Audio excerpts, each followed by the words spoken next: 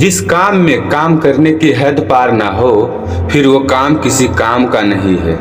मुनाफा का तो पता नहीं, लेकिन बेचने वाले तो यादें को भी कारोबार बनाकर बेच देते हैं। नमस्कार दोस्तों, मेरा नाम है शिव कुमार और आप सुन रहे हैं हिंदी कहानी 2.2 स्त्री और भक्त राजा की पंचतंत्र की कहानी। एक राज्य में अतुल्यबल पराक्रमी राजा नंदराज करता था। उसकी वीरता चारों दिशाओं में प्रसिद्ध थी।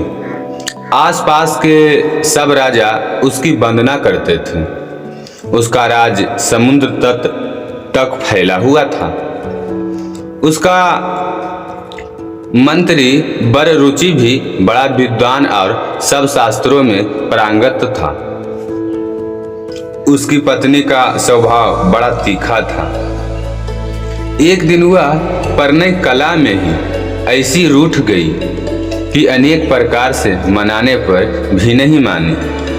तब बररुचि ने उससे पूछा, प्रिय, तेरी प्रसन्नता के लिए मैं सब कुछ करने को तैयार हूँ।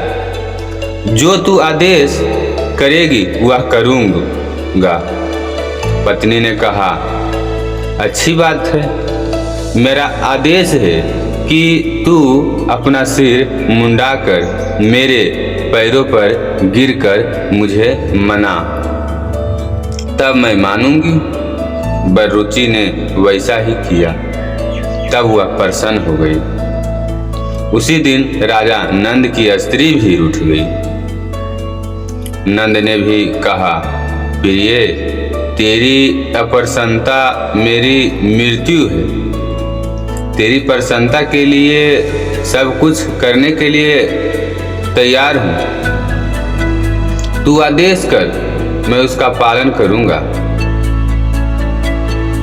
नंद पत्नी बोली, ठीक है, मैं चाहती हूँ कि तेरे मुख में लगाम डालकर तुझ पर सवार हो जाऊं और तू घोड़े की तरह हिनहिनाता हुआ दौड़े।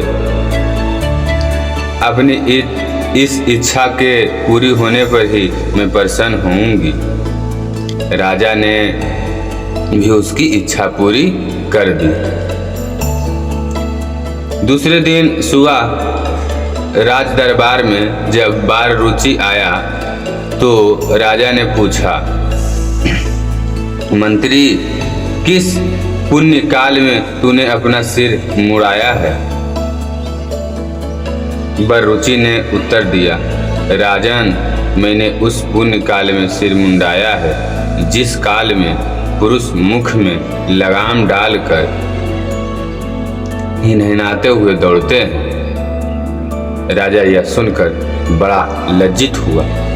दोस्तों, आज की कहानी यहीं तक।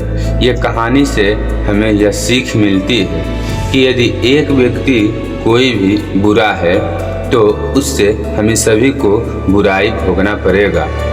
इसीलिए क्या बुरा है, क्या गलत है, क्या अच्छा है, इसका परख करें और उसका विरोध करें, ना कि उसका पालन। दोस्तों, पंचतंत्र की कहानी आज यहीं तक। कल एक और अच्छी पंचतंत्र की कहानी के साथ हम मिलते हैं।